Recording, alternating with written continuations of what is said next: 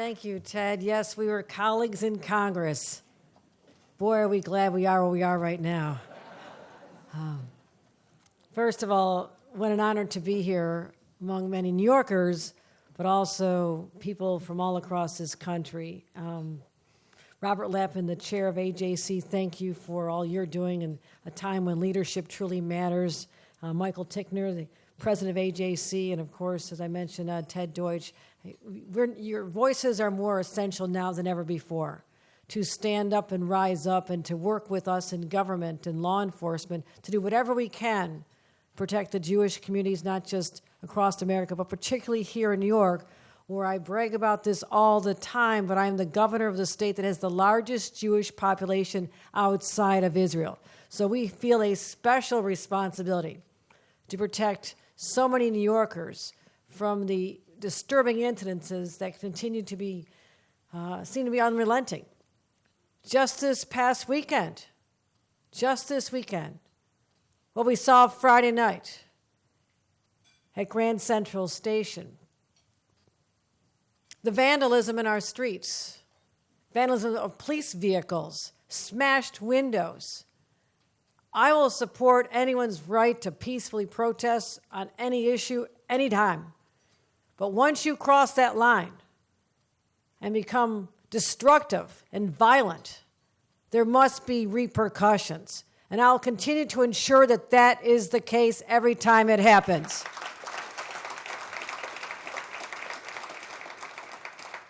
Even here at Central Synagogue, the fear created when threats are called in. It doesn't matter that they don't materialize. The fear has already been struck that you don't really know. And that also must end. And I want to make sure that everyone knows that here in New York, I have been so laser focused on this issue. My number one job is to protect public safety, full stop. And whatever I can do, including adding $75 million more for public safety initiatives, security, and individuals to protect yeshivas and synagogues and other places of worship. Money for local law enforcement to beef up their efforts, not just here in New York City, but all across the state of New York. A hotline, a dedicated phone number where every single complaint, any incidents of a hate crime or violence will be run down immediately. And that's my commitment to you as well. It's not just a place to leave a message. It will be responded to by our police. Also, what's going on our campuses, shocking in its scale. I've never seen the intentional infliction of threats and intimidation from one student to another that I've ever seen in my life. I was a student activist. We protested the administration.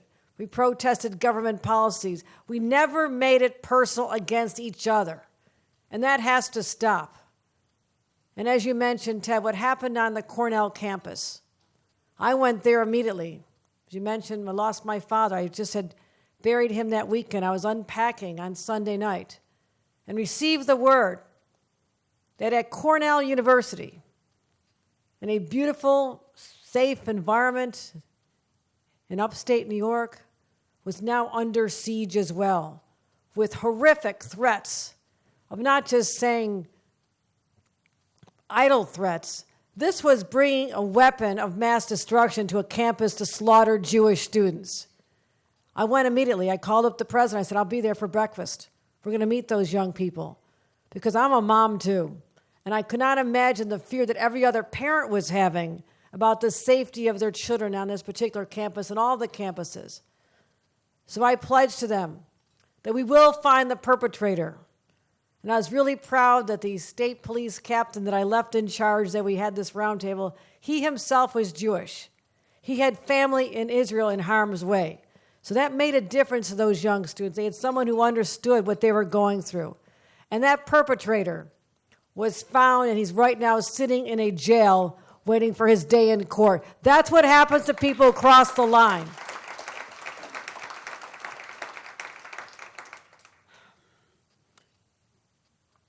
I saw a number of you at some of the events I did earlier this year, earlier than October 7th. We gathered people. We talked about the need for Holocaust education in our schools. We talked about more security grants. We talked about what was happening in college campuses already before October 7th. Hate crimes and anti-Semitism were on the rise. Just in the last month, anti-Semitic incidences, complaints, reporting, it's up 217%. Now that's on top of prior increases. The fear that has been unleashed on an entire community is beyond reprehensible to me as the governor of this state. And I will call it out every chance I get, but not with just idle threats. I can stand here and tell you that I'll leave no stone unturned to make sure that you feel protected when you're worshiping, dropping children off at yeshiva, walking down the street, or taking a subway here in New York. Every single citizen of this state is entitled to have that sense of security. We owe that to them. And when that is violated, when people cross the line, they need to know who they're messing with here. It's too late to say we're not going to do this anymore. It has to stop today. It must stop today because people should not live in fear.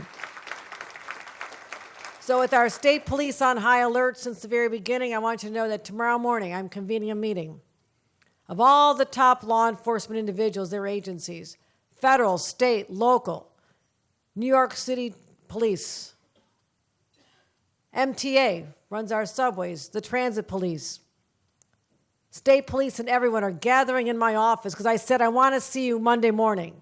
I want to know what you're doing. Are you doing everything you humanly can? Is there more that can and should be done? And I'll report to the press after that meeting because I want to hear directly from those that are on the front lines to protect all of you. And I'll let you know what the outcome is, but I have a lot of ideas as well. I have a lot more ideas. But what led to this, the sense of urgency I feel, is also driven by the fact of what I saw and experienced in Israel on that trip just a week and a half after the nightmare of October 7th. I can't say I was prepared for what I saw. I don't think anyone on my staff, all my young Jewish staffers who went with me, looking forward to this opportunity. The images I saw will never leave me. What I experienced, talking to families, just waiting word of a hostage that had been taken. A young father tells me he doesn't know what happened to his 8-year-old, his 4-year-old, his 10-year-old, and his beautiful young wife. He goes, I have no idea what happened to them. Another man told me, he's probably about my age, he was so joyful to go to San Francisco to meet his brand new grandbaby. But while he was there, his wife, who was too ill to travel, was found murdered in the arms of their other son, who was trying to protect his mother. He was so shaken, I can't get his face out of my mind.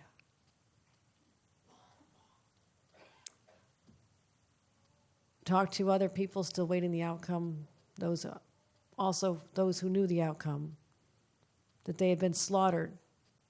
We went to a hotel when we first landed, traveling through the night, went right to a hotel where people were being housed from a kibbutz that had been decimated, absolutely flattened. In the hallway of the lobby was an eraser board with all these markings on it. And I said, what's that? What's that? It was the names of 40 people who were to be buried that day from this tiny community.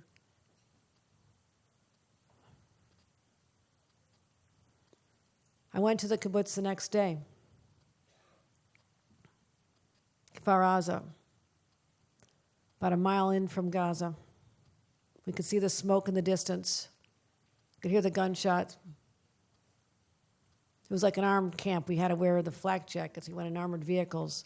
But I said I needed to go see firsthand of what we're talking about so I could relay it back home. I want to bear witness because there'll be theirs, just like the Holocaust. There will be deniers. And I want to say I saw it with my own eyes. And I heard the sounds. And I smelled the smell of death permeating that community, a place that I described to others as being a place where the most peace-loving people would live, in a kibbutz You just want a good life. Take care of each other. This one building I walked into, a former home, it was basically flattened. But you could see on the remaining walls, stained with blood, the mattresses stained with blood. This one family had a tradition every year to celebrate the end of Sukkot, and the family got together. The family from all over gathered there. Every day on that day after, at 4 o'clock, they'd fly kites. And why were they doing flying kites? They sent them over into Gaza because these peaceful people wanted to send a message that we see you, we hear you, we're here for you. It was just a simple message of love, a tradition for many years. When I walked in there, that 4 o'clock time never came for that family because the assault occurred at 7 a.m. By 8 a.m., most of the community was wiped out. And on the floor, I saw those same kites, colorful kites, all covered in blood. Even the general who was describing to me was choked up. He could barely tell me the story. People whose lives will never be the same because of the barbarous actions of a terrorist organization known as Hamas. And now the reports are coming out that they want to do so much more. The intelligence that's being revealed today, shocking in its scale, shocking. Now, someone can disagree with Israel's response, and I think they have a right to protect themselves from future attacks. But you can disagree with that if you want. But why can't you also condemn terrorism, slaughter of innocent people, babies, children, grandmas? They're not inconsistent. You can disagree with the government and what they do. But how can you not stand up and condemn what Hamas has done? I'll do that. More people need to do that because that's exactly what happened. A terrorist organization hell-bent on the destruction of Israel. And it's in the United States' interest to cut off the head of that snake right now because it will spread. And with Hezbollah to the north, when Ted and I served in Congress, I was on the Armed Services Committee as well as Homeland Security. We had intelligence briefings on where Hezbollah is operational in North America. Don't be lulled into a false sense of security that this is happening half a world away. We must have our guard up. This community, more than others, knows how sinister terrorists who are dedicated to your destruction can be. We saw it on 9/11. They're wildly successful. That's why we must be so vigilant and stand together. And what pains me so much is not just how my friends feel so under siege, in a sense betrayed, because they have been there for so many others, for so many causes. We need to speak as one voice. This is the state of New York. We have always prided ourselves on inclusiveness and diversity. We celebrate that diversity. It's what makes us so fascinating. And when one group stands up and raises their arms or their voices to another, the other groups need to stand up in solidarity. It happens during the Civil Rights Movement and George Floyd, Black Lives Matter, the LGBTQ movement, on all the fights and the attacks on transgendered young people. And when Donald Trump called for the Muslim ban to no longer let anyone from a Muslim country come into our airports, thousands of people responded. Attorneys went out to the airport to try and do what they could. We always stand together. That's the beauty of New York. And I'm calling on New Yorkers to rise up once again, peacefully protest, disagree, have a difference of opinion. That's all right. But don't treat each other so harshly and so cruelly. Because I know we're better than that. I refuse to believe that we're not better than that. This is a moment in history where we be judged by our reaction to this crisis. I stand with Israel's right to defend itself. But as I told the leadership there when I arrived, you must do everything you can to protect innocent lives, and the lives of the Palestinians when you respond. You must protect them. You must make sure humanitarian aid gets through, because we have to be better than them. We have to be better than them. And so, we are in solidarity here. We all agree we have a right to be safe and secure. In the streets of New York, in our rural areas, in our college campuses, that is a God-given right to every single person who calls this country their home, but definitely here in the state of New York, because I'll fight and protect it. I'll report out to you on the outgrowth of our meeting tomorrow. I feel confident that we'll come up with new ideas, but I want ideas from all of you as well. You have seen what is going on out there, but if you have ideas on what else the state of New York can be doing to protect the citizens of all religions, you let me know. I want to know, because I will not stop until every single person has that right that I say is theirs, and that is to be safe here in the state of New York. Thank you very much. Appreciate you listening.